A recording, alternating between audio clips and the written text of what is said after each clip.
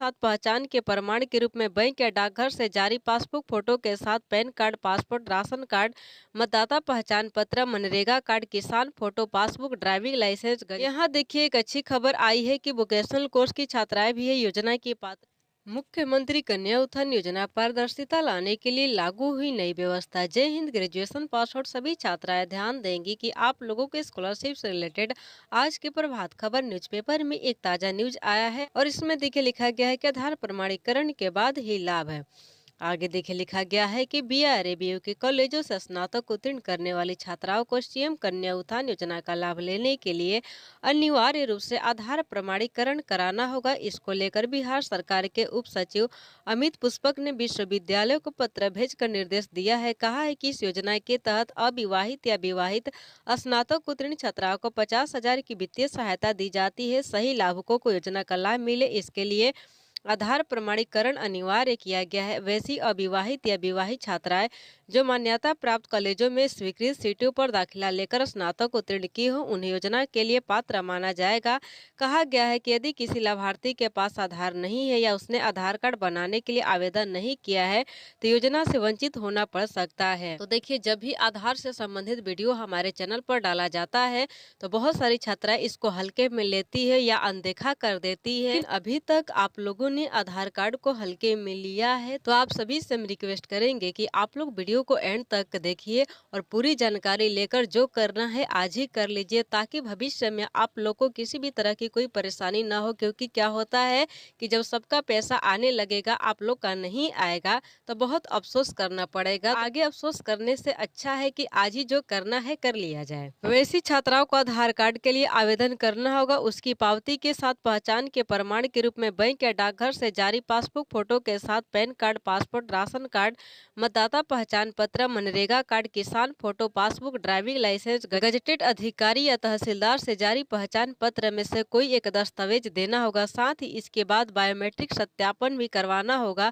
Biometric सत्यापन के लिए फिंगरप्रिंट या आइरिस स्कैन, चेहरे की पहचान, ओटीपी, आधार कार्ड पर मुद्रित क्यूआर कोड का उपयोग किया जाएगा। यहाँ देखिए एक अच्छी खबर आई है कि वोकेशनल कोर्स की छात्राएं भी है योजना की पात्र। बीआरएबीयू के विभिन्न कॉलेजों में संचालित मान्यता प्राप्त वोकेशनल कोर्स में स्वीकृत सीटों पर दाखिला लेकर स्नातक उत्तीर्ण करने वाली छात्राओं को भी कन्या उत्थान योजना का लाभ दिया जाएगा। अब तक वोकेशनल कोर्स से उत्तीर्ण होने वाली छात्राओं को योजना का लाभ नहीं मिला है। विश्वविद्यालय की ओर से कोर्स की मान्यता और सीटों की स्वीकृति से संबंधित कागजात उच्च शिक्षा विभाग को भेज दिया गया है। तो देख लीजिए, जो भी बीआरएबीयू से छात्राएं बिलोंग करती है, पहले ऐसा प्रावधान किया गया था कि वोकेशनल कोर्स से जो भी छात्राएं बीआरएबीयू से ग्रेजुएट हैं उन्हें स्कॉलरशिप नहीं मिलेगा, लेकिन अब सभी को स्कॉलरशिप का लाभ मिलेगा। तो ये अच्छी खबर है आप लोगों के लिए। तो कुल मिलाकर के इस न्यूज़पेपर में जो जो बातें लिखी गई थी हमारे द्वारा आप लोग को बता दिया गया। उम्मीद करते हैं कि बहुत सारी छात्राओं के पास आधार कार्ड होगा, बैंक अकाउंट उन्होंने खुलवा लिया होगा, लेकिन अभी बहुत सारी छात्राएं ऐसी है जिन्होंने अपने आधार को अपने किसी बैंक अकाउंट के साथ सीड नहीं कराया है। तो सभी से हम रिक्वेस्ट करेंगे कि वीडियो को आगे देख लीजिए और आज ही अपने आधार कार्ड को अपने किसी न किसी बैंक अकाउंट के साथ सीड करा लीजिए, ताकि स्कॉलरशिप मिलने में आप लोग को किसी भी तरह की कोई परेशानी ना हो। धन्यवाद। तो चलिए सबसे पहले गूगल पर आते हैं और यहाँ पर टाइप करते हैं बैंक आधार सीडिंग स्टेटस है।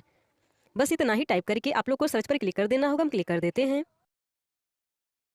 क्लिक करने के बाद आप लोग देख सकते हैं कि ऊपर में ही यूआईडीएआई का वेबसाइट शो करने लगता है। तो इस पर आप लोग को क्लिक करके आगे बढ़ना होगा। हम बढ़ते हैं और देखते हैं कि एक नया इंटरफेस ओपन हो जाता है और यहाँ पर आप लोग देख सकते हैं कि लॉगिन का ऑप्शन दिया गया है। इस पर क्लिक करते हैं तो कुछ इस तरह का पेज ओपन हो जाता है। थ्री डॉट लाइन पर क्लिक करके क्रोम को डेस्कटॉप साइट में कर लेते हैं और ऊपर में आधार नंबर यहाँ पर जो कैप्चा दिया उसको फिल करके लॉगिन विद ओटीपी पर जैसे ही क्लिक करेंगे, आधार से जो भी मोबाइल नंबर रजिस्टर होगा उस पर ओटीपी आएगा। चलिए सबसे पहले आधार नंबर को यहाँ पर फिल करते हैं और चेक करते हैं।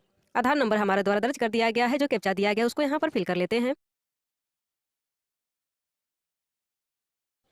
तो आप लोग देख सकते हैं कि सारा डिटेल हमारे द्वारा सही से दर्ज कर लिया गया। लॉगिन विद ओटीपी पर क्लिक करते हैं तो हमारे रजिस्टर मोबाइल नंबर पर ओटीपी आ गया है, उसको फिल करते हैं और लॉगिन पर क्लिक करते हैं। अब देखिए ओटीपी डालने के बाद नीचे में लॉगिन का ऑप्शन दिया गया है, तो इस पर क्लिक करते हैं और आगे बढ़ते हैं। तो देख लीजिए लिख रहा है आधार नंबर देकर कि है जे active session, do you want to clear the session and proceed. तो ओके पर क्लिक करते हैं और आगे बढ़ते हैं।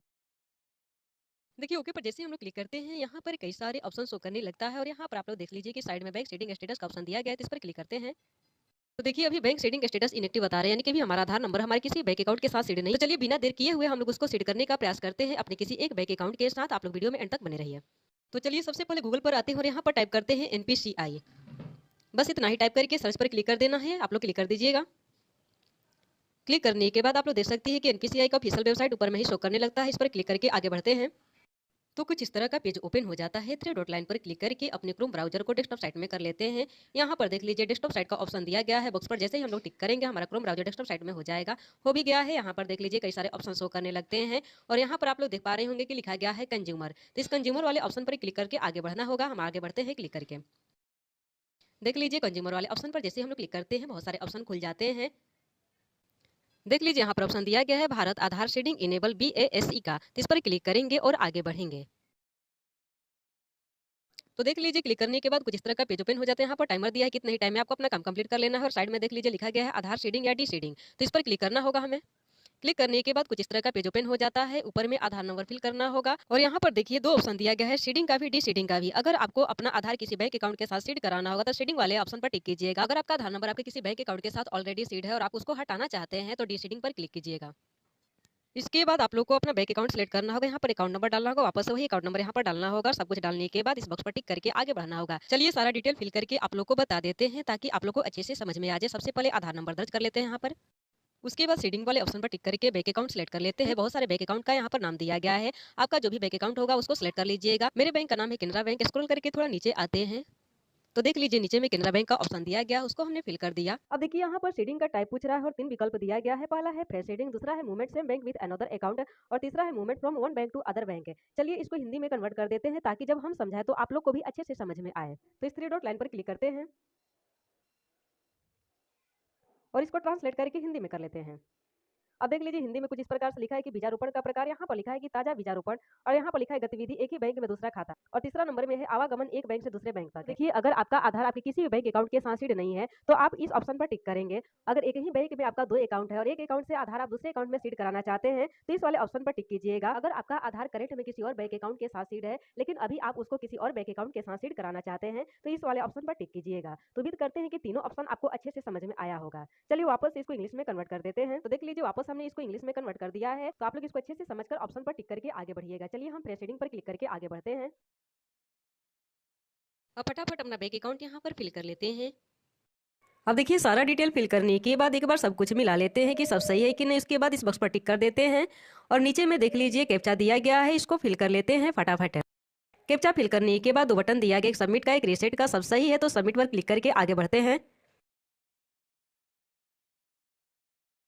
अब देख लीजिए एग्री एंड कंटिन्यू का ऑप्शन है तो इस पर क्लिक कर लेते हैं। उसके बाद हमारे उस मोबाइल नंबर पर एक ओटीपी जाएगा जो कि हमारे इस आधार नंबर से लिंक होगा। तो हमारा ओटीपी आ गया है, उसको फिल करके हम कन्फर्म वाले बटन पर क्लिक करके आगे बढ़ते हैं।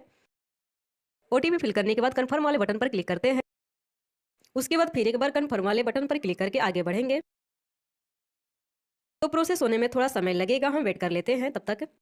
देख लीजिए फाइनली हमारा आधार सीड हो चुका है हमारे इस केनरा बैंक अकाउंट के साथ। आप लोग देख सकते हैं कि कितना जल्दी ये काम हो गया है घर बैठे अपने मोबाइल से ही। तो आप लोग भी कर सकते हैं, आप लोग को कहीं भी जाने की आवश्यकता नहीं है। अब देखिए सब कुछ हो गया है यहाँ से। अब चलिए हम लोग चेक कर लेते हैं कि वाकई में हमारा आधार नंबर हमारे इस बैंक अकाउंट के साथ सीड हुआ है कि नहीं। और चेक करने के लिए आप लोग को कहीं नहीं जाना है, वहाँ से बैक करके वापस होम पेज पर आना है और यहाँ पर देख लीजिए एक ऑप्शन दिया गया है, लिखा गया है आधार मैप स्टेटस है, यानी कि आधार बैंक अकाउंट के साथ सीड है कि नहीं चेक करने का यहीं पर विकल्प दिया गया है। तो इस पर क्लिक करके हम लोग आगे बढ़ते हैं। अब देखिए यहाँ पर आधार नंबर दर्ज कर लेना है और ये जो कैप्चा दिया गया उसको यहाँ पर फिल करना है। उसके बाद चेक स्टेटस पर जैसे ही आप लोग क्लिक करेंगे आप लोग के आधार से रजिस्टर्ड मोबाइल नंबर पर एक ओटीपी जाएगा, उसको फिल करेंगे तो आप लोग का स्टेटस यहाँ पर शो कर दे। तो चलिए सब कुछ फिल करके आप लोग को हम दिखा देते हैं।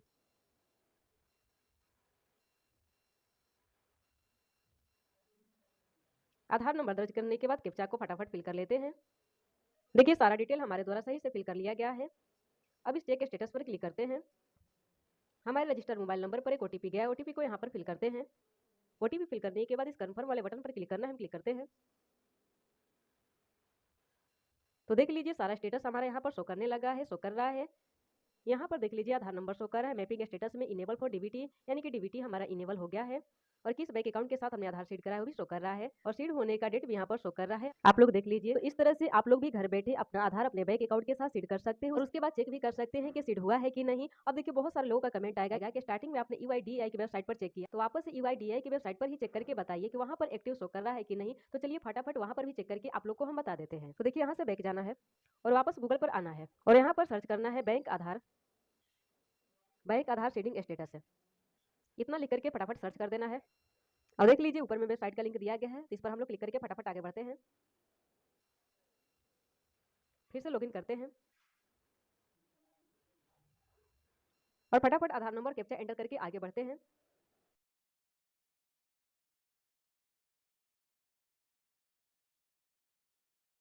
तो आप लोग देख सकते हैं कि बैंक आधार मैपिंग स्टेटस डन बता रहा है, यानी कि कितना जल्दी ये घर बैठे अपने मोबाइल से हो गया है। तो इस तरह से आप लोग भी चेक कर लीजिए। अगर आप लोग का आधार मैपिंग स्टेटस इनएक्टिव है तो तुरंत उसको एक्टिव करा लीजिए, कहीं जाने की आवश्यकता नहीं है, घर बैठे अपने मोबाइल से ही हो जाए। तो उम्मीद करते हैं कि इस वीडियो में मेरे द्वारा दी गई जानकारी आप लोग को अच्छी लगी होगी। अगर अच्छी लगी होगी तो वीडियो को लाइक कर दीजिएगा। साथ ही अगर आप लोग चैनल पर न्यू आए होंगे तो चैनल को सब्सक्राइब करके बेल आइकन को प्रेस करके जो भी क्वेश्चन करना होगा वीडियो के कमेंट बॉक्स में जाकर के टाइप कर दीजिएगा। नेक्स्ट वीडियो में उससे संबंधित जानकारी हमारे द्वारा आप लोग को दे दी जाएगी। तो आज की वीडियो में दोस्तों इतना ही, मिलते हैं नेक्स्ट वीडियो में, तब तक के लिए जय हिंद।